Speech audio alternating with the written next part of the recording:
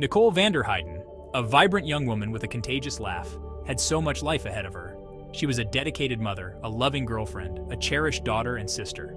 The Wisconsin air was crisp with the promise of spring on the morning of May 21st, 2016. It was a day like any other, filled with the mundane routines of life. But for Nicole, this day would be tragically different. It would be the day she disappeared, leaving behind an unfillable void and a mystery that would haunt her community. Nicole's life, like the intricate patterns of a quilt, was woven together by the people she loved. There was Doug, her boyfriend and father of their young son. Her little boy, the center of her world, was the embodiment of their love. Her parents, her sister, they were her foundation, her constant source of strength and support. They were a close-knit family, their lives intertwined like the branches of a sturdy oak. But on that fateful spring day, the delicate threads of their lives would be brutally torn apart. The last image of Nicole, captured on a neighbor's security camera, showed her walking down her street, her blonde hair pulled back in a ponytail. Doug, Nicole's boyfriend, woke up to an empty house. The silence was deafening, the absence of Nicole's warmth palpable. He checked the living room, the kitchen, her son's room, all empty. A knot of dread began to form in his stomach. This wasn't like Nicole. She would never leave her son, not for a minute, not without a word. The hours that followed were a blur of frantic calls and growing panic. Nicole's phone went straight to voicemail. Her friends hadn't seen her since the previous night. The knot in Doug's stomach tightened, evolving into a chilling certainty. Something was terribly wrong. He contacted the police, his voice trembling as he reported Nicole missing. Days turned into weeks, weeks into months. The search for Nicole became a relentless pursuit, fueled by a desperate hope and an unwavering determination to bring her home. Flyers bearing her smiling face were plastered across the city, her name a constant whisper on the lips of strangers. The community, bound by shared grief and a yearning for answers, rallied around Nicole's family, offering support and holding on to hope. The investigation, however, was a slow and arduous process. Dead ends and false leads became cruel reminders of the lack of progress.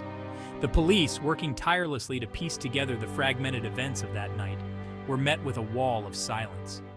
The evidence, scant and inconclusive, only deepened the mystery surrounding Nicole's disappearance. The weight of uncertainty pressed down on Nicole's loved ones, a suffocating blanket of despair threatening to extinguish their hope.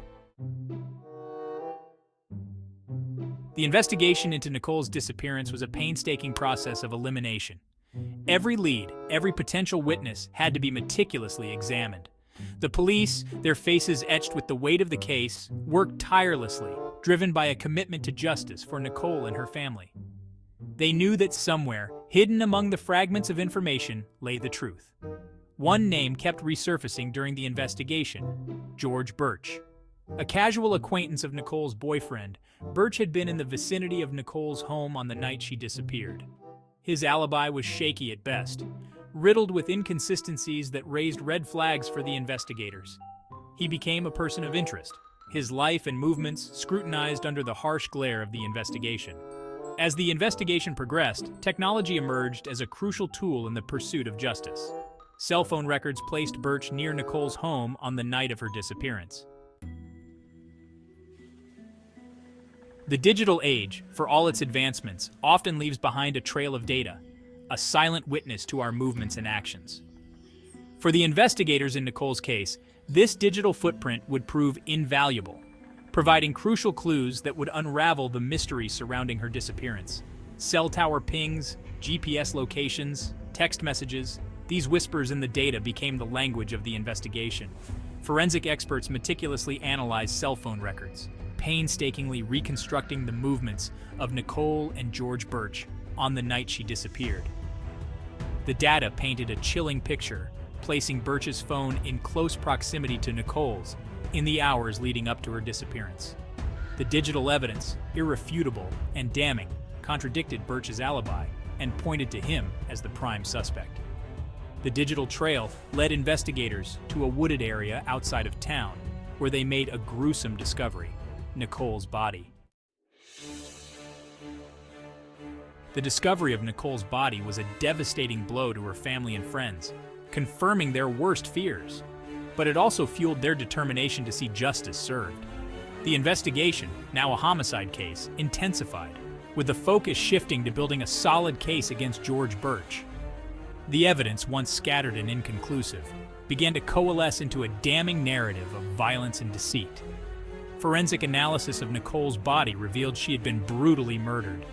DNA evidence collected from the crime scene provided the irrefutable link to Birch, cementing his guilt in the eyes of the law. The evidence was overwhelming, leaving no room for doubt. George Birch was responsible for Nicole's death.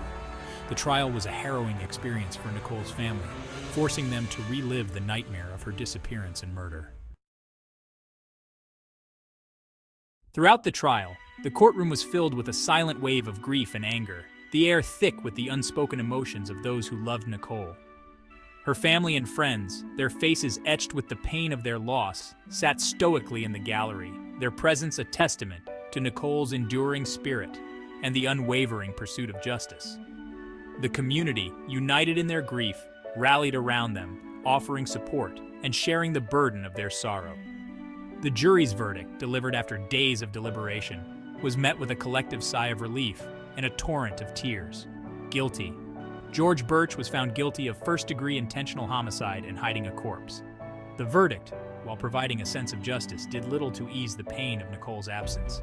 The void she left behind remained, a constant reminder of the life tragically cut short.